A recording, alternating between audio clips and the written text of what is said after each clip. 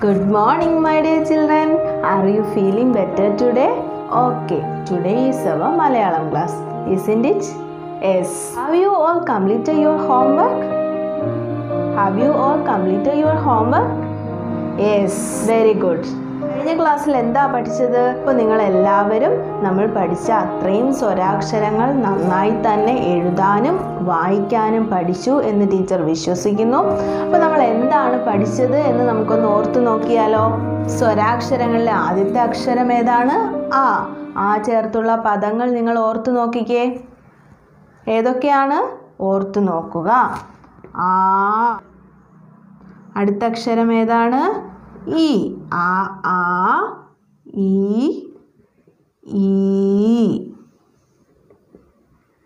പിന്നെയോ ഊ.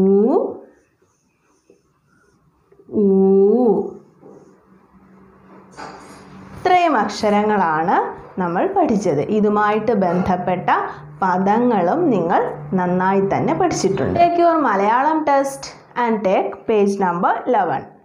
ഇവിടെ നിങ്ങൾ നോക്കുമ്പോൾ കാണുന്നത് ഏതക്ഷരമാണ്? ഇവിടെ കൊടുത്തിരിക്കുന്ന അക്ഷരം ഏതാണ്? റ്. നിങ്ങൾ ഇറ് എന്ന് ഉച്ചരിക്കാൻ പാടില്ല. പിന്നെ എങ്ങനെയാണ് നമ്മൾ പറയേണ്ടത്? റ്. എന്താണ്? റ്. ഇവിടെ കൊടുത്തിരിക്കുന്ന അക്ഷരം ഏതാണ്? റ്. റ് ചേർത്തുള്ള വാക്കുകൾ നിങ്ങൾ പഠിച്ചിട്ടുണ്ടോ? ഓർത്തു നോക്കൂ. പഠിച്ചിട്ടുണ്ട് അല്ലേ? ഈ ചിത്രത്തിൽ നിങ്ങൾ ആരെയാണ് കാണുന്നത്? ഋഷി. ആരാണ്? ഋഷി. ഋഷി എന്ന വാക്കിൻ്റെ അർത്ഥം എന്താണ്?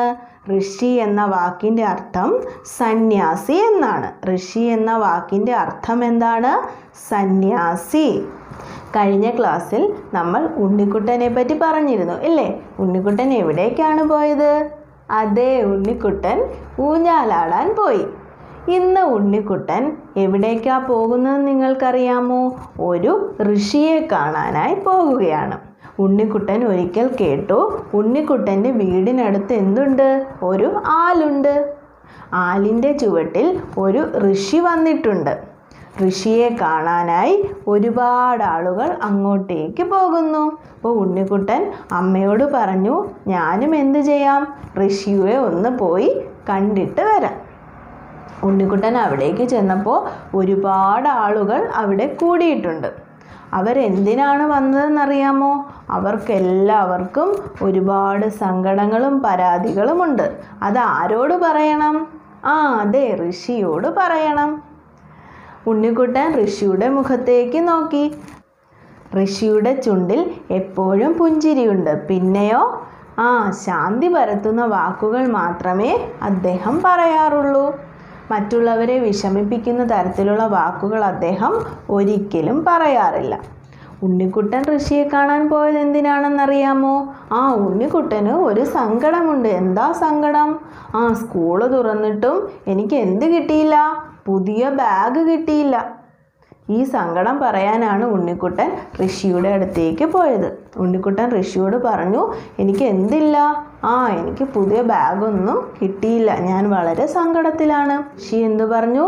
നിനക്ക് കയറി കിടക്കാൻ നല്ല ഒരു വീടുണ്ടല്ലേ? താമസിക്കാൻ നല്ല വീടുണ്ട്, നല്ല അച്ഛനും അമ്മയുമുണ്ട്.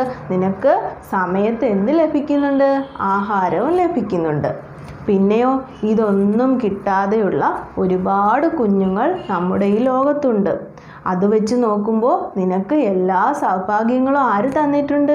ദൈവം തന്നിട്ടുണ്ട് അല്ലേ? അപ്പോൾ നീ ഇങ്ങനെ ഒരു കുഞ്ഞു കാര്യത്തിന് വേണ്ടി വിഷമിച്ചിരിക്കേണ്ട കാര്യമുണ്ടോ? ഇല്ല. ഇന്നല്ലെങ്കിൽ നിനക്ക് നാളെ എന്ത് കിട്ടും? ബാഗ് കിട്ടും. നീ പിന്നെ വിഷമിച്ചിരിക്കേണ്ട കാര്യമുണ്ടോ? ഇല്ല. അപ്പോൾ നമ്മളെല്ലാവരും എന്ത് ചെയ്യണം? നല്ല സന്തോഷവാന്മാരും സന്തോഷവതികളുമായിട്ട് ഇരിക്കുക. ചെറിയ ചെറിയ കാര്യങ്ങൾക്ക് നമ്മൾ എന്ത് ചെയ്യരുത്? ഒരിക്കലും വിഷമിച്ചിരിക്കരുത്.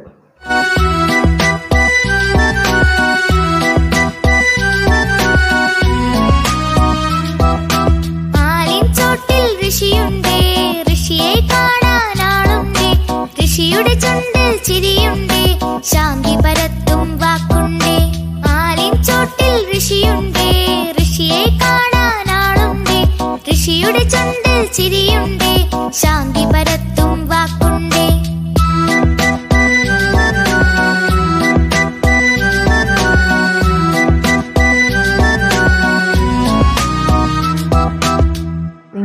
ചിത്രം നോക്കൂ. ഇതെന്താണ്? ഋഷഭം. ഋഷഭം എന്താണ്? ഋഷഭം. ഋഷഭം എന്ന് വെച്ചാൽ എന്താ? കാള അല്ലേ? കാളയ്ക്ക് പറയുന്ന മറ്റൊരു പേരാണെന്ത്? ഋഷഭം. ഭ എന്ന അക്ഷരം നമ്മൾ എങ്ങനെയാണ് ഉച്ചരിക്കേണ്ടത്? നമ്മുടെ അപ്പർ ലിപ്പും ലോവർ ലിപ്പും എന്ത് ചെയ്യണം? ജോയിൻ ചെയ്യണം. ഭ എങ്ങനെയാണ്? ഭ. ഇങ്ങനെയാണ് നമ്മൾ എന്ത് ഉച്ചരിക്കേണ്ടത്? ഭ ഉച്ചരിക്കേണ്ടത്. നിങ്ങൾ എല്ലാവരും ഒന്ന് ഉച്ചരിച്ച് നോക്കിക്കേ. പ എന്നൊന്നും നമ്മൾ എന്ത് ചെയ്യരുത്? പറയരുത്. എങ്ങനെയാണ് ഉച്ചരിക്കേണ്ടത്? ഭ. ഋഷഭം. ഒന്ന് പറഞ്ഞു നോക്കിക്കേ. ഋഷഭം. പുസ്തകത്തിൽ അടുത്ത ഒരു വാക്കുകൂടി കൊടുത്തിട്ടുണ്ട്. ഏതാണെന്നറിയാമോ? ഋതു. എന്താണ്? ഋതു. ഋതു എന്ന് വെച്ചാൽ എന്താ? കാലം എന്നാണ് ഋതു എന്ന വാക്കിൻ്റെ അർത്ഥം. നിങ്ങൾക്കറിയാമല്ലോ, നമ്മുടെ ഈ പ്രകൃതിയിൽ ഓരോരോ കാലങ്ങൾ മാറി മാറി വരും. എങ്ങനെയാണ് വരിക? നമ്മൾ സ്കൂളിൽ വന്ന് തുടങ്ങുന്ന സമയത്ത്, സ്കൂൾ തുറക്കുന്ന സമയത്ത് മഴക്കാലമായിരിക്കും അല്ലേ? പിന്നീട് കുറച്ച് നാൾ കഴിയുമ്പോൾ എന്തായിട്ട് മാറും? വേനൽക്കാലം വരും. ഇങ്ങനെ ഓരോരോ കാലങ്ങൾ എന്ത് ചെയ്യും? മാറി മാറി വരും. ഋതുക്കളെ അല്ലെങ്കിൽ കാലങ്ങളെ വസന്തം, ഗ്രീഷ്മം, ശരത്ത് എന്നിങ്ങനെയൊക്കെ വേർതിരിച്ചിട്ടുണ്ട് കേട്ടോ. അപ്പോൾ നിങ്ങൾ ഇത്രയും മാത്രം മനസ്സിലാക്കിയാൽ മതി. ഋതു എന്ന് വെച്ചാൽ അതിൻ്റെ അർത്ഥം എന്താണ്? കാലം. അപ്പോൾ ഋ ചേർത്ത് നമ്മൾ ഏതൊക്കെ വാക്കുകളാണ് ഇന്ന് പഠിച്ചത്? ഓർത്ത് നോക്കിക്കേ. ഋഷി, ഋഷഭം, അടുത്ത വാക്ക് ഏതാണ്? ഋതു. അപ്പോൾ ഈ 3 വാക്കുകൾ നിങ്ങൾ എന്ത് ചെയ്യരുത്? മറക്കരുത്. ഇങ്ങനെയാണ് ഋ എന്ന അക്ഷരം നിങ്ങളുടെ 2 ലൈൻ ബുക്കിൽ എഴുതുന്നതെന്നാണ് ടീച്ചർ കാണിച്ചു തരാൻ പോകുന്നത്. അപ്പോൾ എല്ലാവരും ഇങ്ങോട്ടേക്ക് ശ്രദ്ധിച്ചിരിക്കുക. നമുക്ക് 2 രീതിയിൽ എന്ത് ചെയ്യാം? ഋ എന്ന അക്ഷരം എഴുതാം. ഒന്നാമത്തെ രീതി നിങ്ങൾ ശ്രദ്ധിക്കുക. ആൽഫബറ്റ് ഇ എഴുതണം. സ്മോൾ ലെറ്റർ ഇ എഴുതിയതിന് ശേഷം ദാ ഇങ്ങനെ കൊണ്ടുവരിക. കണ്ടോ?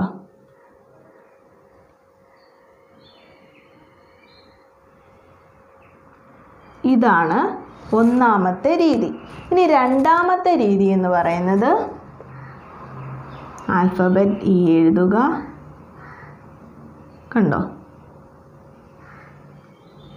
ഇതാണ് രണ്ടാമത്തെ രീതി.